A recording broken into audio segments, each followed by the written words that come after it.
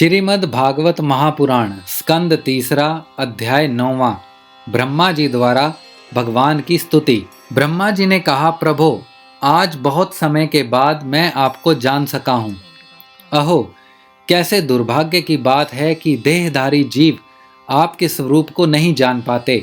भगवान, आपके सिवा कोई और वस्तु नहीं है। जो वस्तु प्रतीत होती है वह भी स्वरूपतः सत्य नहीं है, क्योंकि माया के गुणों के शोभित होने के कारण केवल आप ही अनेकों रूप में प्रतीत हो रहे हैं।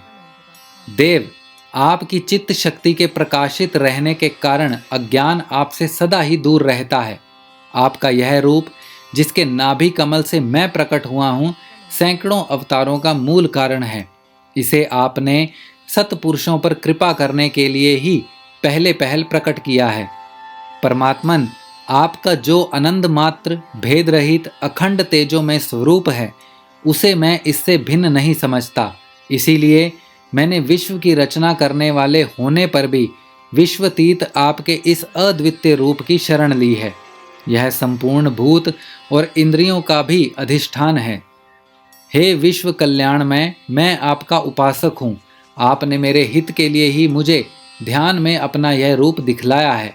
जो पापात्मा विषयासक्त जीव है, वे ही इसका अनादर करते हैं। मैं तो आपके इसी रूप में बार बार नमस्कार करता हूँ। मेरे स्वामी, जो लोग वेद रूप वायु से लाई हुई आपके चरण रूप कमल कोश की गंध को अपने कर्णपुटों से ग्रहण करते हैं, उन अपने भक्तजनों के हृदय कमल से आप कभी दूर नहीं होते, क्योंकि वे पराभक्ति रूप डोरी से आपके पाद पदों को बांध लेते हैं। जब तक पुरुष आपके अभय पद्र चरणाविंदों का आश्रय नहीं लेता, तभी तक उसे धन, घर और बंधुजनों के कारण प्राप्त होने वाले भय, शोक, लालसा, दीनता और अत्यंत लोभ आदि सताते हैं, और तभी तक उसे मैं, मेरेपन का दुराग्रह रहता है, जो दुख का एकमात्र कारण है।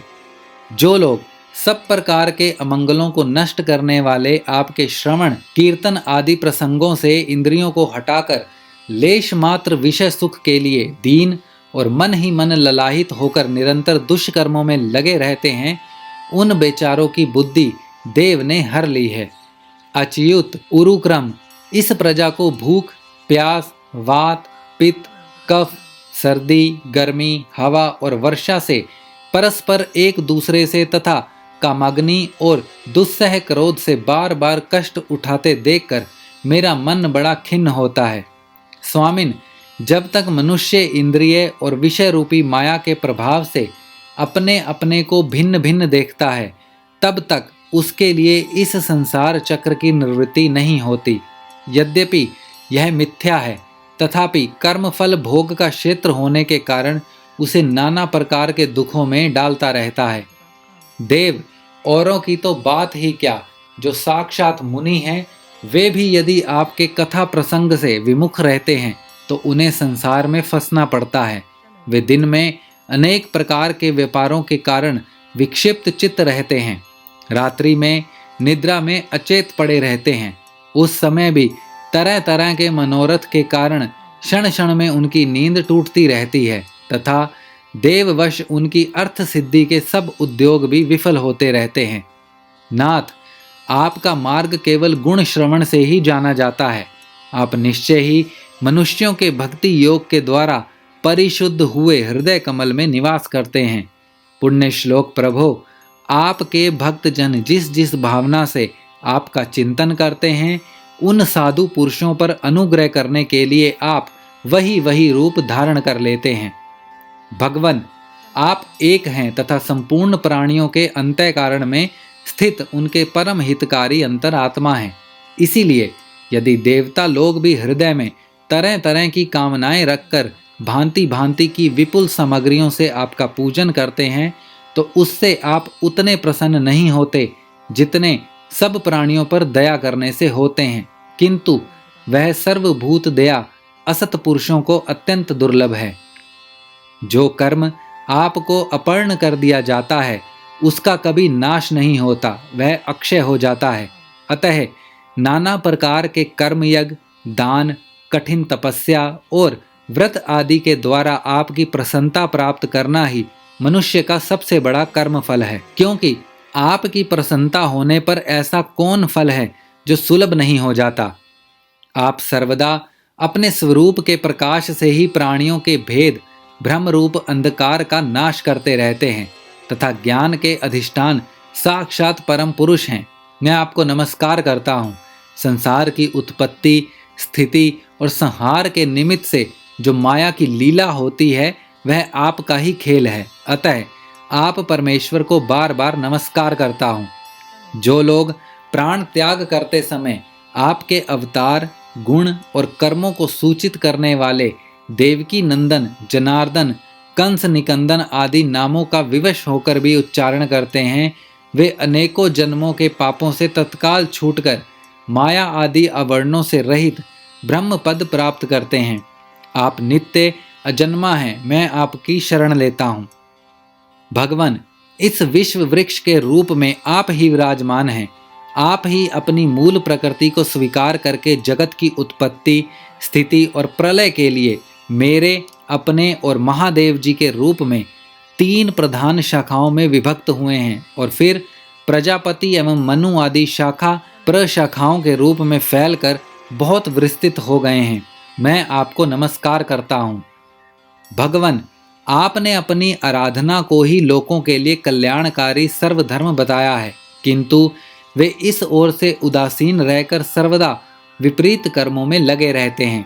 ऐसी प्रमाद की अवस्था में पड़े हुए इन जीवों की जीवन आशाओं को जो सदा सावधान रहकर बड़ी शीघ्रता से काटता रहता है, वह बलवान काल भी आपका ही रूप है। मैं उसे नमस्कार करता हूँ।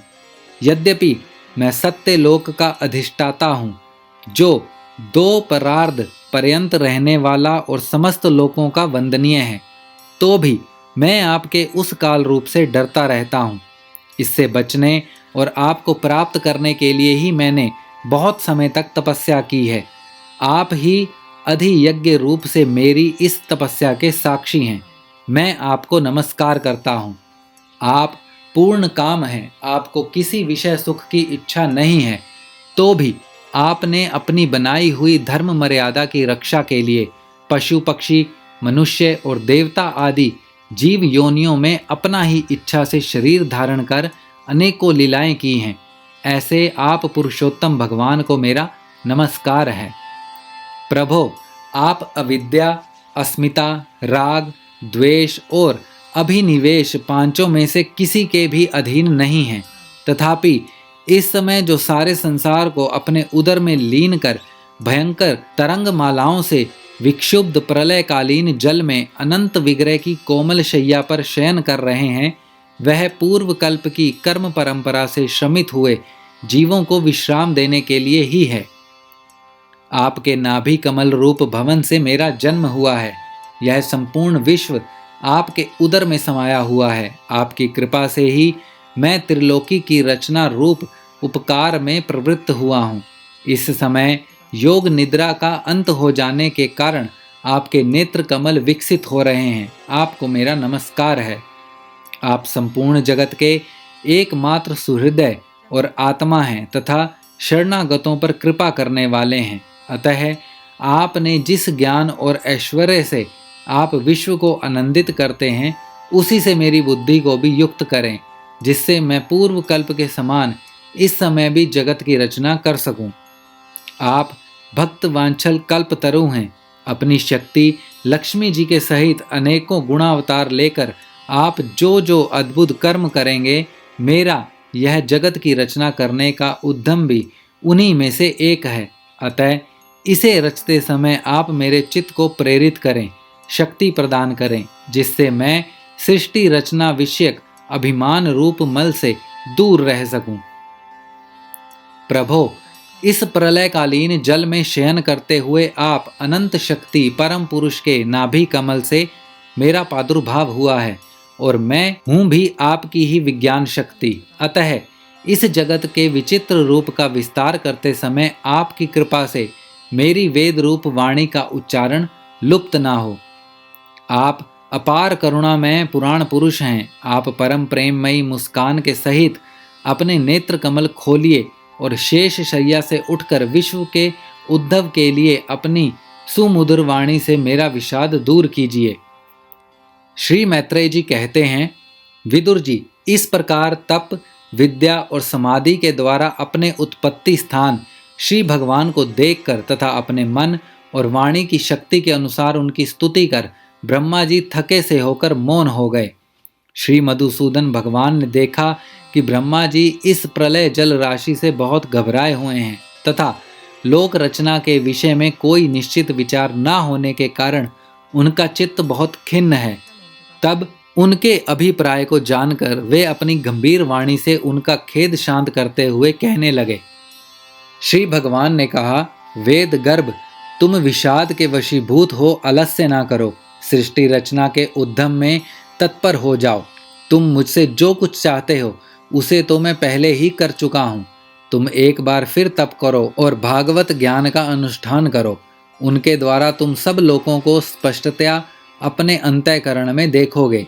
फिर भक्ति युक्त और सम्माहित चित्त होकर तुम संपूर्ण लोक और अपने में मुझको व्याप्त देखोगे तथा मुझ में संपूर्ण लोक और अपने आप को देखोगे। जिस समय जीव काष्ठ में व्याप्त अग्नि के समान समस्त भूतों में मुझे ही स्थित देखता है, उसी समय वह अपने अज्ञान रूप मल से मुक्त हो सकता है। जब वह अपने आप को भूत, इंद्रिय, गुण और अंतःकरण से रहित तथा स्वरूपतः मुझसे अभिन्न देखता है, तब मोक्ष पद प्राप्त कर लेता है। ब्रह्मा जी, नाना प्रकार के कर्म संस्कारों से अनुसार अनेक प्रकार की जीव सृष्टि को रचने की इच्छा होने पर भी तुम्हारा चित्त मोहित नहीं होता। यह मेरी अतिशय कृपा का फल है। तुम सबसे पहले मंत्र दृष्टा हो। प्रजा उत्पन्न करते समय भी तुम्हारा मन मुझ में ही लगा रहता है। इसी से पाप में रजोगुण तुमको बांध नहीं पाता। तुम मुझे भूत, इंद्रिय, गुण और अंतःकरण से रहित समझते हो। इससे जान पड़ता है कि यद्यपि देहधारी जीवों को मेरा ज्ञान होना बहुत कठिन है, तथापि तुमने मुझे जान लिया है।